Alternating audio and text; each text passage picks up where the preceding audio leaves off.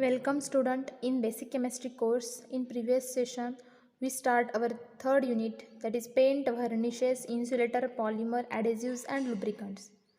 In that unit we discuss the first point is the paint.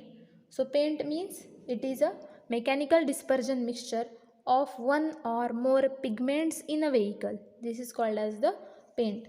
So this paint will apply on surface for different purposes, and also we discuss the characteristics of good paint and discussing the different constituent present in the paint. So the different constituent will be present in the paint. These constituents are pigment, vehicle, thinner, dryer, fillers, plasticizers. So these constituent will be present in the paint. So in today's video we discuss the first constituent of the paint is the pigment. Okay, so let's discuss what is the pigments and their functions, and also the characteristics of good pigment and different types of pigments. Okay, so what is mean by the pigments? So pigments, it is a solid substance which is essential constituent of forming the body of paint. So pigment is the solid substance which is essential constituent will be present in the paint and which form the body of paint, and it forms a paint when mixing with drying oil. So pigment is generally a solid substance.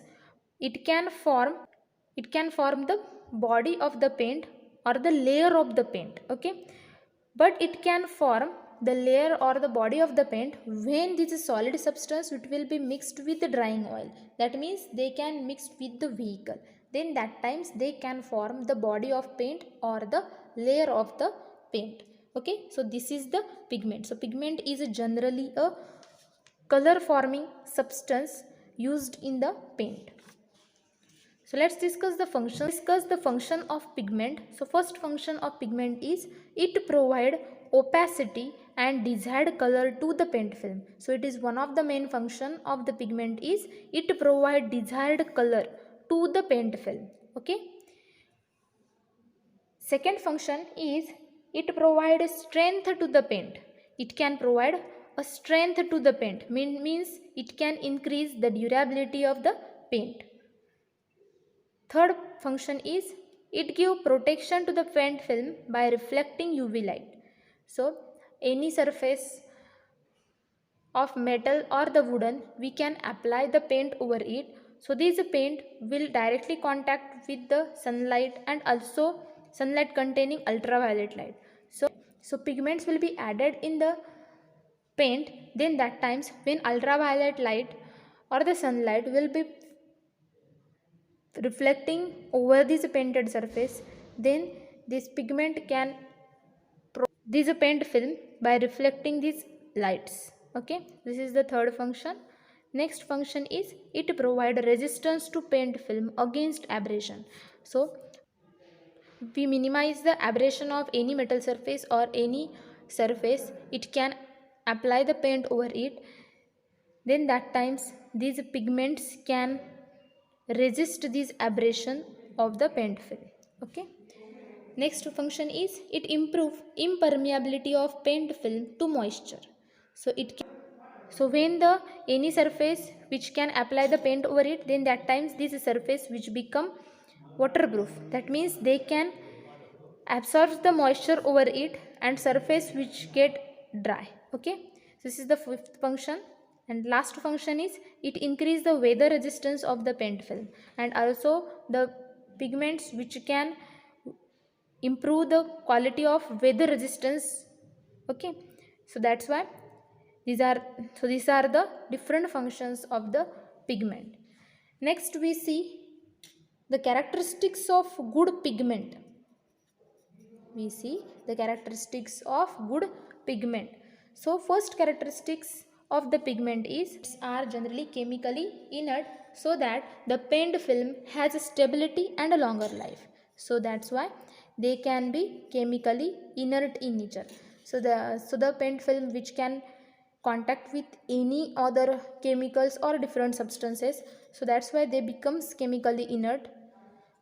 And gives the and forms the paint film has stable and have a longer life. Okay, this is the main characteristics of good pigment. Second, these pigments are generally non-toxic in nature, so that's why there is no bad effects on the health of painter. So the paint containing pigment should be non-toxic, because the painter which can apply the paint on different surfaces, then that time they does not have any bad effects on their health. So that's why the pigment should be non-toxic.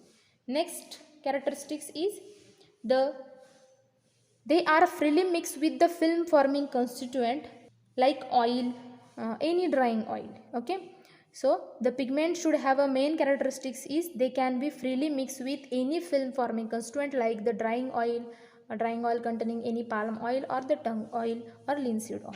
Okay, this is the third characteristics. Next, so the pigments should be cheap. So when pigments are costlier, then when the pigments are costlier in nature, they can also increase the price of the paint. So it should be cheap. This is the four main characteristics of good pigment is there. Next we see the different types of pigment we will use it in the paint. So there are generally two main types of pigments are used here. So first type of pigments are white pigments and others are colored pigments. Okay, so the white pigments which gives white color to the paint. So first white pigments we will use is the white lead. So this white lead having formula is 2PbCO3 Pb into PbOH2. This is the white lead. This is the white pigments which gives white color to the paint film. Also we use the zinc oxide for white color and their formula is ZnO. So zinc oxide. Next third type of white pigment is the lithophone. So this lithophone having formula is zinc sulfide, that is ZnS, plus barium sulfate, that means BaSO4. So this is the formula of lithophone. Next, fourth white pigment we will use is the titanium oxide and their formula is TiO2. This is the titanium oxide. Okay, so these four white pigments which gives white color to the paint film. And also we use the different colored pigments which gives the different color shades to the paint film. So first colored pigment is the red pigment. These red pigments we will use the different compounds or the different colored pigment for the red color of the paint film. So we use a red lead. Also we use the ferric oxide or the chrome red which gives red color to the paint film. And the green color formation we use the chromium oxide. This is the chromium oxide which gives green color to the paint film. Next, third colored pigment which gives blue color to the paint film. So the blue color formation we use the Prussian blue. This Prussian blue having a formula is Fe4 and FeCN6 in bracket. So this is the Prussian blue which gives blue color to the paint film. Next is the cobalt blue. This cobalt blue is having 70% of aluminum oxide plus 3% of CO2O4. So this is the cobalt blue which also gives blue color to the paint film.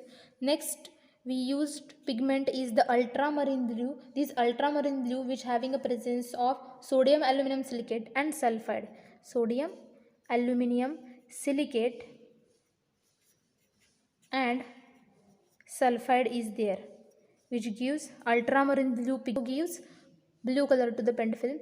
And next we use the fourth pigment for black color formation. So the formation of black color to the paint film we use either carbon black or the lamp black pigment. These pigments which gives black color to the paint film. Next pigment we use is the brown coloration. So this brown pigment we use the brown umber which gives brown color to the paint film. So this is the pigments we will use in the paint film. So today we stop here. In next video we discuss thinner also we discuss the dryers, fillers and plasticizer. Thank you.